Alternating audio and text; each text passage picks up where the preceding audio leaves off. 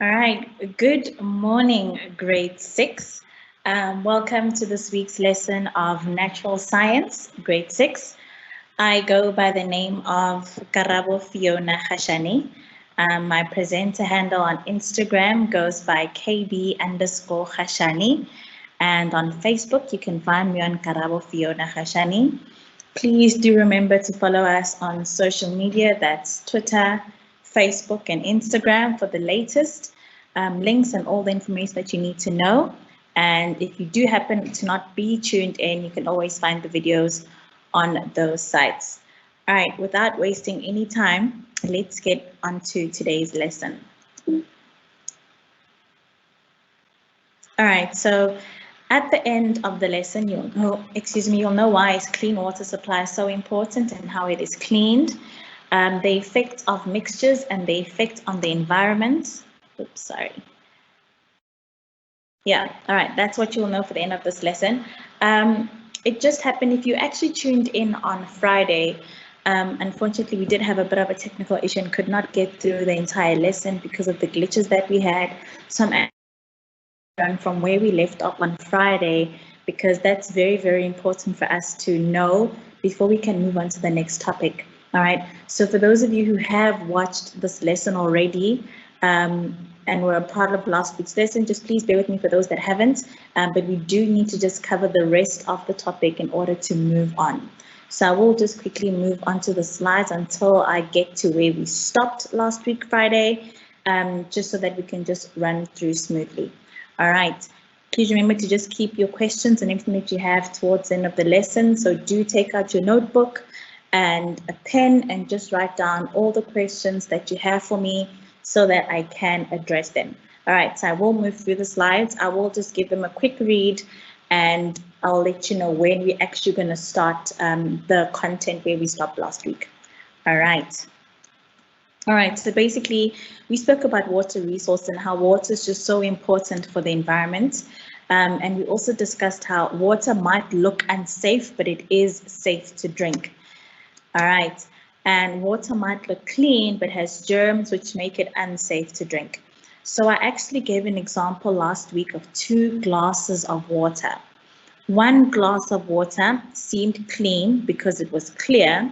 The other glass of water, however, was brown, which seemed as though it was dirty. And I actually asked which one would be safer to drink.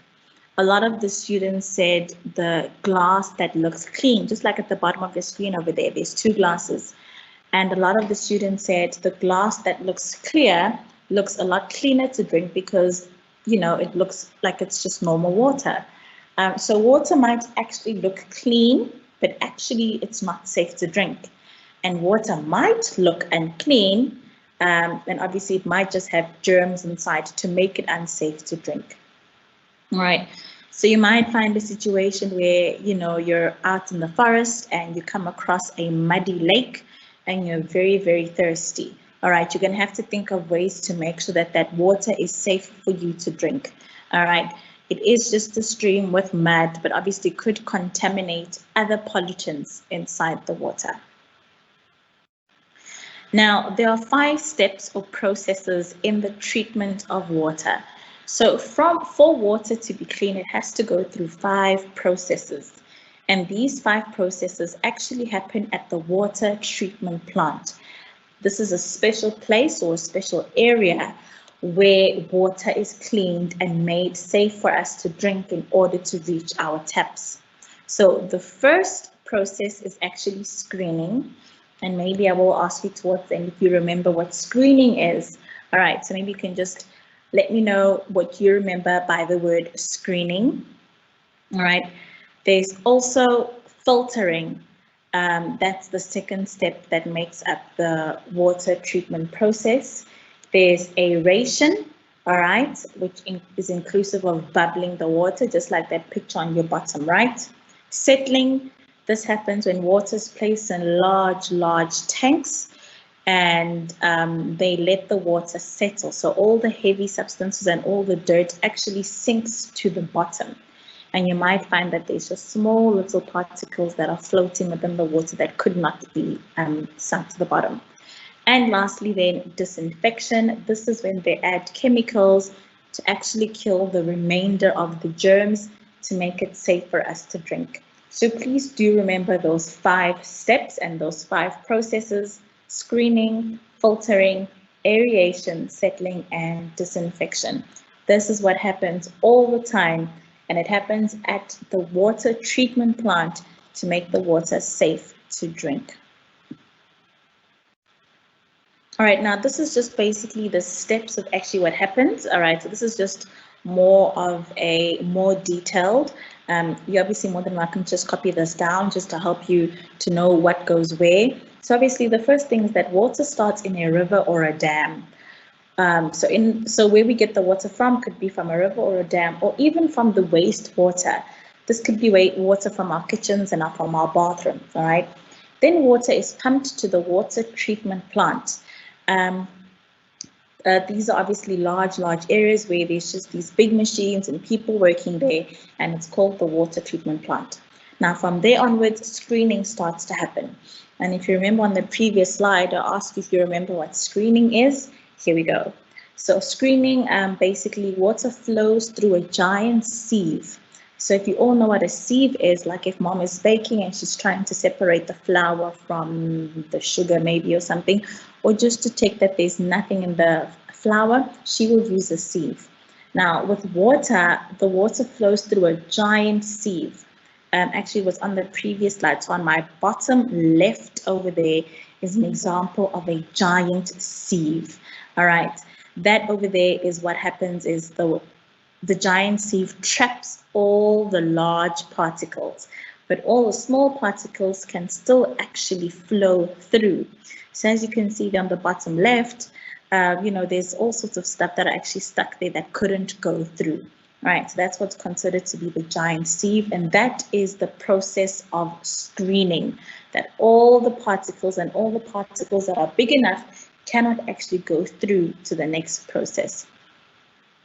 All right, so just going back to the slide that I was on, settling, the water goes into a settling tank where it sits for a while. All the medium-sized matter sinks to the bottom and can be removed. So I'm just going back to the previous slide again.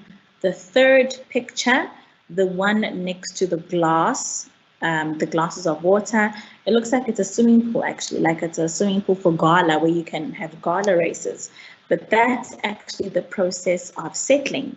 So it's placed in large tanks and all the particles actually sink to the bottom and the water just settles. All right.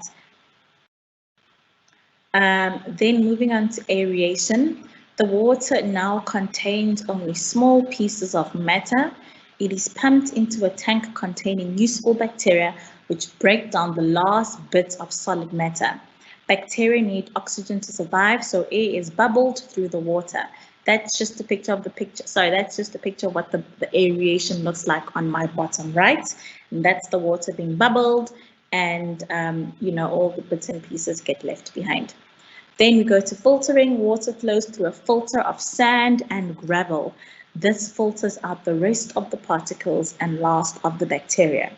Then lastly, we have disinfection. Chemicals are now added to the water to kill any germs or bacteria that came through the filters. Then finally, water is pumped through the reservoirs and our taps. Now, did you know water is needed for humans to avoid dehydration? The amount you need each day depends on the temperature, how much activity you are involved in, and other factors. So now if you are someone who runs a lot, maybe you run every single morning around your house, or you skip, or you play ball, whatever the case may be, and that will result in you needing more water because you'll be losing water through sweating. All right, so it's encouraged to drink plenty of water. Even if you don't even do physical activities, you still need to drink water because our bodies are actually made up of a lot of water, and we need to constantly replenish our bodies by drinking water. On a hot, sunny day, it is encouraged to actually drink even more water, okay, because we could become dehydrated. All right, I'm just going to move on again. So these are just our wetlands that we spoke about. And, we read that water can be polluted by insoluble substances. Remember, the word insoluble means substances that cannot dissolve in water. If you look at most of those pictures that I have on the screen for you right now, the oil cannot dissolve in water. Then there's plastics and cans and all sorts of stuff inside the water. All those substances cannot dissolve in the water. They are considered as insoluble. Then there's soluble substances. These are substances such as soaps, fertilizers, insecticides, acids, and other poisons. Now, these are chemicals, however, that can dissolve in the water. This could be like chemicals like that blue liquid that's coming out of that other picture. That's something that will actually be able to mix with the water, whereas plastics cannot. And lastly, water can also be polluted by living germs from toilet waste, causing waterborne illnesses such as diarrhea. Now, what exactly are pollutants? Pollutants are substances or objects that do not naturally belong in the water and are harmful to us and the environment. If you have a look at those pictures over there, what would be considered a pollutant? If I told you that a pollutant are substances that naturally do not belong in the water, so what would then be a pollutant in those pictures? Could be the plastic, the can, all sorts of other stuff. Those things are not supposed to be in there. Those are considered to be pollutants. Now, actually, it's most of the time it's humans and their activities that often be the reason why water becomes polluted. The reason why our oceans and rivers look like that is because of humans. We are the ones that are at fault, and we are the ones that are actually polluting the water. Humans, we often forget that we are sharing this natural resource with many other organisms. So this is not just our world.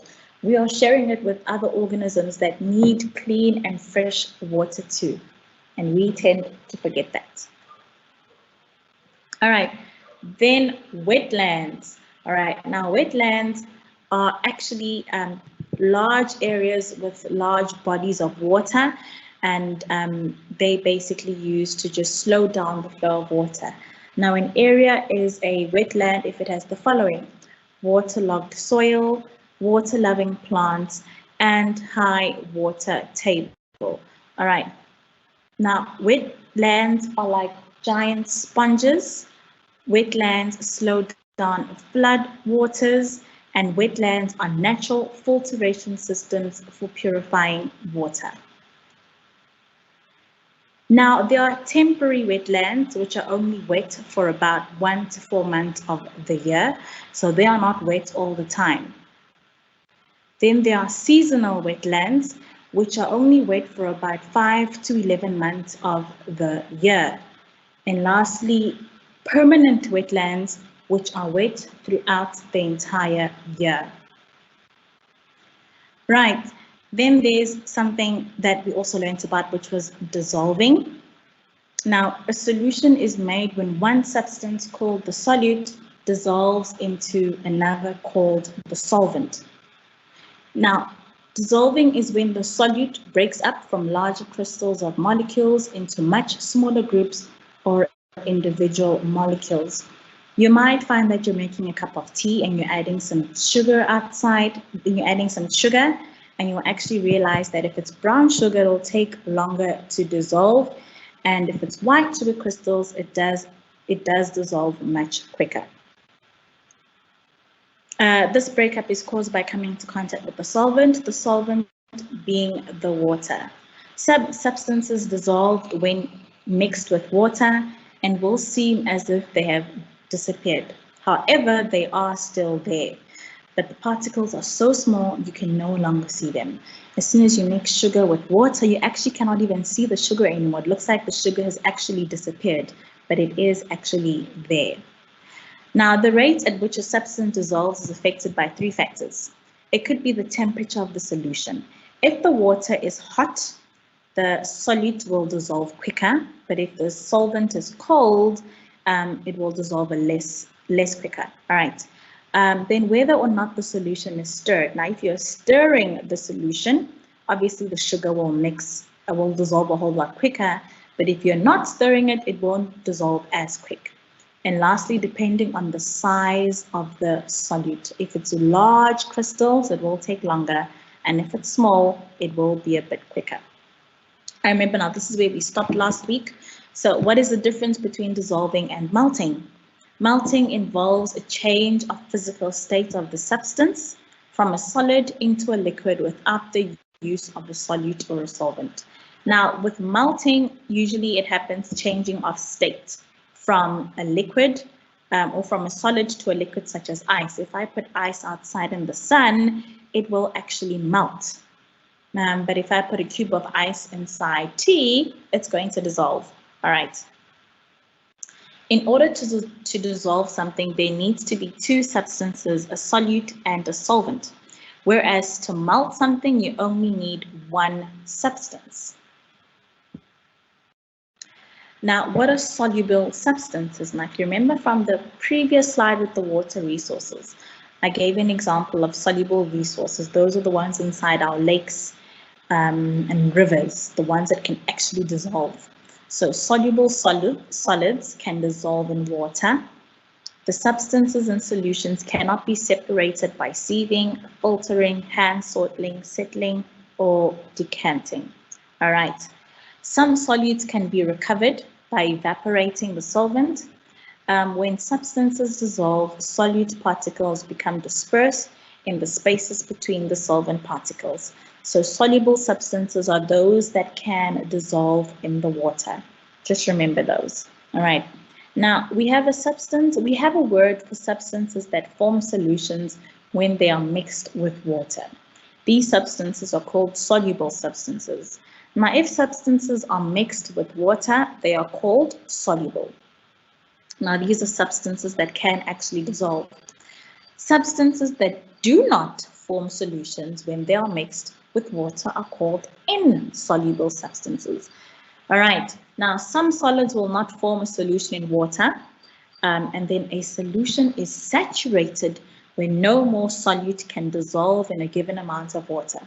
We actually did a little experiment last week with sugar and water, and we poured about 8 teaspoons of sugar into a glass and realized that it cannot dissolve anymore. That's what we call saturated. Like if you're making a sugar crystal. For you to make a sugar crystal, you need to make a saturated solution. By adding sugar, maybe you can start off with 2 teaspoons. Add 2 teaspoons of sugar and mix. It will dissolve. Add another 2, mix, it will probably dissolve. But the more you add, eventually the water will be like, I can't do this anymore. I cannot dissolve any more sugar. And then you'll realize some sugar just at the bottom, a layer of sugar that hasn't dissolved. That is what we call a saturated solution. All right, now mixtures. A mixture is 2 or more different materials that have been mixed together. In some mixtures, the different materials are still clearly visible after mixing. A mixture of peanuts and raisins would be an example of such a mixture. All right, now if you look at those pictures that I have given you, if you can still see the materials and the substances that you have mixed after mixing, it is a mixture. For example, if you've got peanuts and raisins, that is a mixture because I can still see the peanuts and I can still see the raisins. And I can actually decide to separate them. If you don't eat peanuts, you can actually remove the peanuts with your hand. That's a mixture, all right? Because there are 4 ways of removing mixtures. It could be hand sorting, which is your hand, filtering, example, sand and water, sieving, sugar and rice, when mom uses a sieve to bake, and settling and decanting. This could be just letting it sink to the bottom. All right, so mostly if you do not eat peanuts or you do not eat raisins, you can remove one of them by using your hand. And then those are jelly beans. You can actually, that's a mixture of different colored jelly beans and possibly flavors too. All right, I don't like the black ones actually. I think they don't taste so good. All right, what are your favorite colored jelly beans actually? All right, so with jelly beans, I can also remove them by hand sorting. So since I don't like black jelly beans, I can remove them with my hand and not eat the black jelly beans. I can separate them by color. I'll put the pink ones aside, the yellow ones, the green ones, the red ones, etc. Right, because I can actually still see that it's a mixture of different colored jelly beans. Then there's a picture of a swan, well, swans and ducks. I could separate them by hand sorting. I could put the swans one side and the ducks one side. So it's a mixture of different kinds of birds in the river or the lake. And I can remove them by picking the swans out and putting the swans on one side and putting the ducks on one side. I want you to actually think of examples around you of mixtures.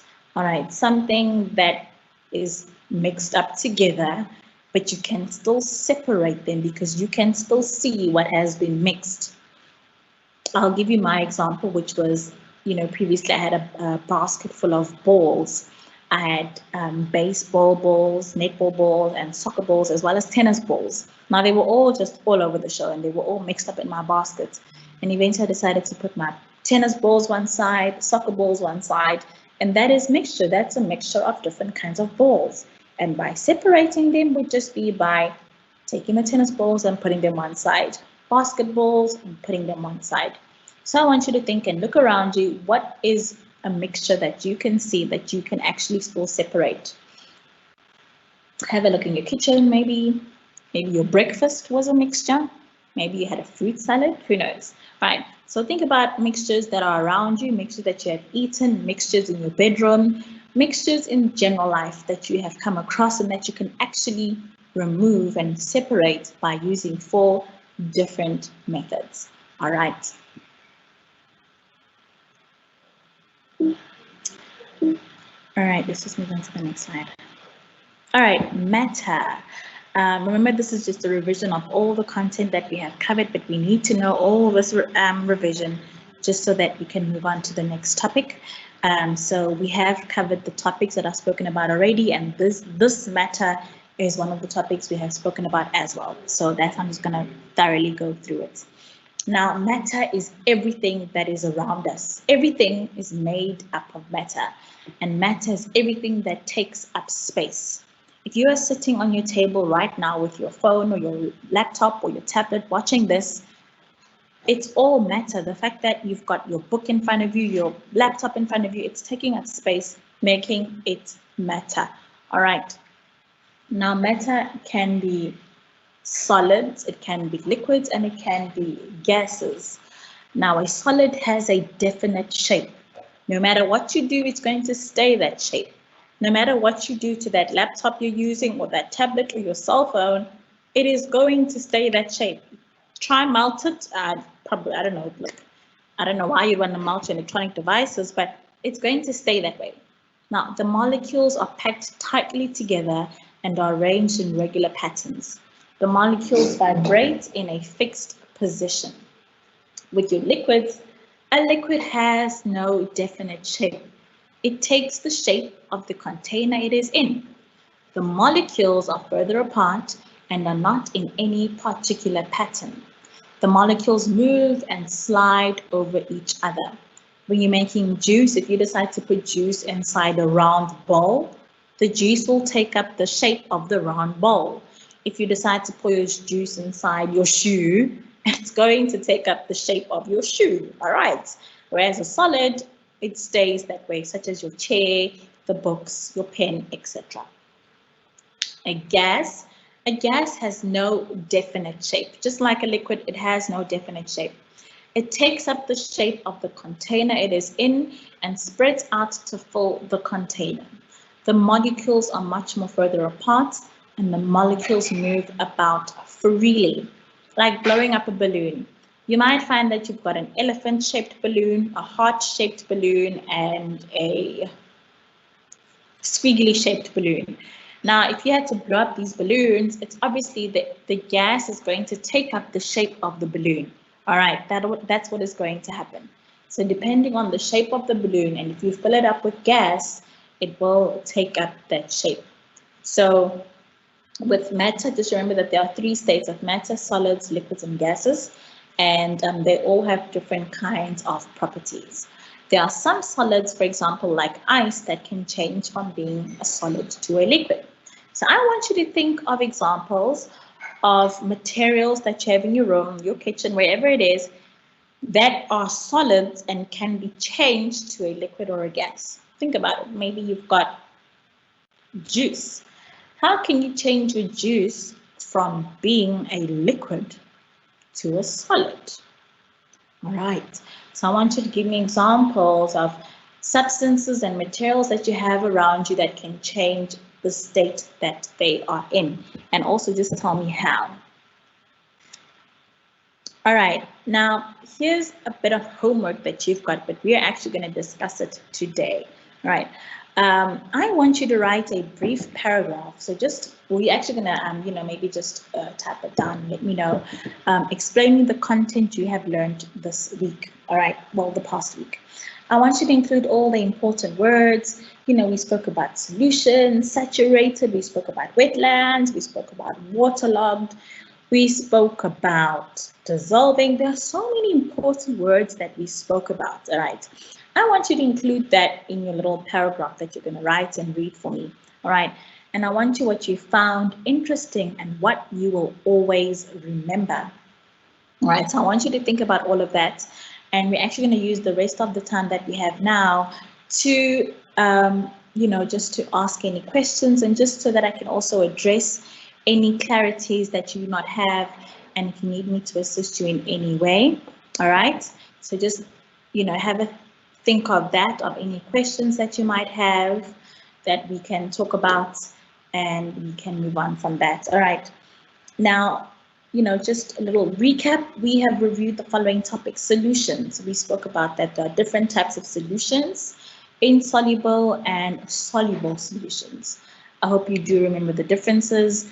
In soluble solutions being the ones that do not dissolve, whereas soluble solutions, they do dissolve in water. We also spoke about, with solutions as well, we spoke about pollutants, which also works hand in hand with the third topic there, mixtures and water resources. Pollutants being substances that do not belong in the water and they are not supposed to be there. So I want you to also think about examples of substances that are in our rivers and lakes and oceans and that are not actually supposed to be there. And what is the cause of them there? Why are they there? All right, we spoke about mixtures, how there's just so many substances that can be mixed together and can be separated. I asked you to also think of examples of possible mixtures that you can actually separate that are around your house or in your kitchen, or maybe mixtures that you have had for breakfast. Right, maybe you can actually tell me what you've had for breakfast, what you had for dinner last night. Was it a mixture? A mixture of what? Were you able to separate the mixture and separate them into, I don't know, starch and proteins, etc. We also spoke about solids, liquids, and gases, all right? So we spoke about the 3 states of matter. So I would like you to also just think about around you, what is a solid, what is a liquid, and what is a gas. Also give me examples of how all these states of matter can actually change from the state that they are in. So how a solid could change from being a liquid and how a liquid could change to being a gas, all right? All right, so next lesson, we are actually going to discuss circuits, all right? So we're going to move on from everything related to nature, animals, the environment, and we're going to move on to more electrical stuff. So if you're excited about that, remember to please tune in for that lesson. We're going to discuss circuits, right? There's a lot of information in that lesson, and I do want you to learn and to be able to take away all the important stuff that you have, all right? Thank you so much, guys, for tuning in. For more information, please do contact me and also just follow us on social media using all of those links below: Africa Team Geeks, DBE_SA, Sasol Foundation, STEM Champions, and hashtag the Lockdown eSchool. All right, so what I'm going to do now is actually I'm going to open up my Q&A. I cannot happen to see it on my screen, so I will be ending I'm going to just end this slide and stop sharing my screen just so that I can see your Q&As. Could we just, do I just stop sharing, am I correct? Yes, you can stop sharing and then just open your Q&A. All right.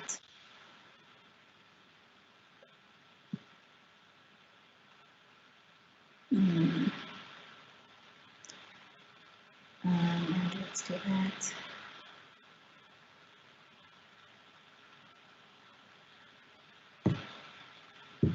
Okay.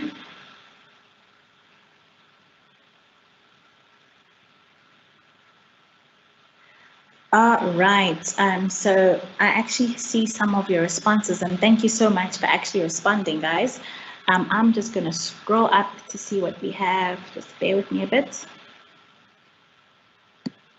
My mouse is not happening to function for me today.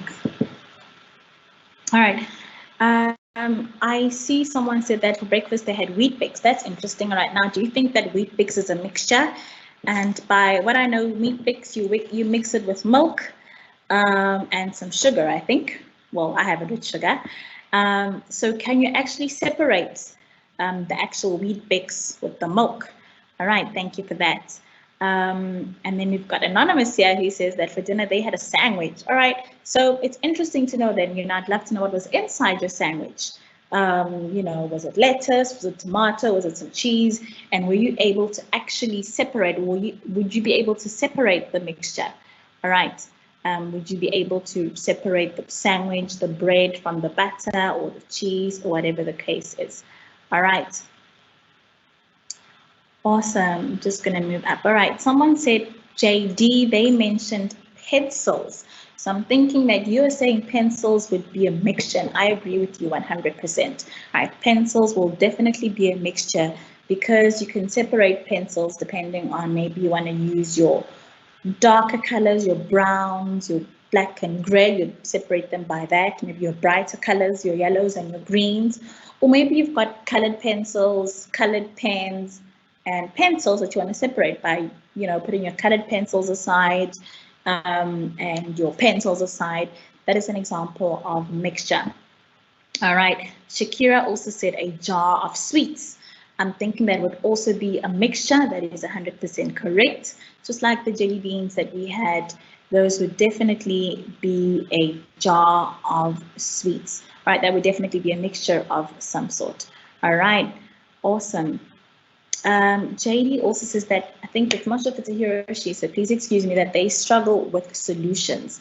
Now, I'm going to just do a quick recap with you about solutions. Now, remember that solutions are basically mixtures that have been inclusive of a solute and a solvent. A solute is something that can be used to dissolve in the water. Sugar, coffee, salt, vinegar, trying to think, some juice like Oros, and a solvent would be water. So anything that you mix with water becomes a solution. All right, so anything that you mix with water becomes a solution. If I decide to mix some Oros, you know, the Oros juice, you know, you need to mix it with water. When I mix it with water, it becomes a solution. When I make some coffee, I would boil the kettle and then add some sugar. If you take it with sugar and some coffee and mix it up, it will become now a brown solution, making it a solution because now it has been mixed. All right. So anything that has to be mixed with water becomes a solution. But you might find that there are insoluble solutions. Those are solutions that do not dissolve. Like oil, if you try and mix oil with water, it will not dissolve, but it's still a solution, but it's an insoluble solution. Whereas if I mix coffee with water, it's going to dissolve, right? It's going to make it a soluble solution. All right. Remember, if you do have any questions, please, please, please do ask. We're going to use this time now to address any questions and any uncertainties that you may have. All right. Someone mentioned butter as well. All right, butter would be a solid, but as soon as I put it onto a pan, it will melt. All right, making it now a liquid. All right. Let me see if any of you have anything else. All right. Anonymous mentioned freezing your juice could be a solid, of course. So from obviously a liquid, changing it to a solid, that is a perfect example of then a solid, from a liquid to a solid. All right. All right, Bupelo says cornflakes, sugar, and milk. That's what she had for breakfast, and that could be a mixture. You could remove the cornflakes. You could then, with the milk and sugar, if it hasn't dissolved, you can actually sieve or actually filter the milk and the sugar. All right, a lot of you are having cornflakes for breakfast. Awesome stuff. All right. And Anonymous also mentioned that cake, all right, that cake would also be a mixture because it's been mixed with so many other substances, all right? We've got flour, it could be sugar, and all sorts of other stuff, all right? And also Anonymous said a bowl of fruits, 100%. All right, thank you so very much for all your questions and you know, clarity if you all needed help, and for all your examples that you've all mentioned. I really do appreciate that. And remember to please do tune in next week for, sorry, not next week, tomorrow, for circuits. All right, we're going to talk about electrical circuits. So please do join in. Remember to always ask me questions. I really do appreciate your interaction with me. All right, and just before I end, I see Anonymous says that an ice block melts in the microwave. Correct. If I decided to put some ice in the microwave, it will definitely melt, all right, and become a liquid. All right, thank you so much, guys. I hope you all have an amazing day today. I will see you tomorrow, and we will be talking about circuits. Thank you so much, and goodbye.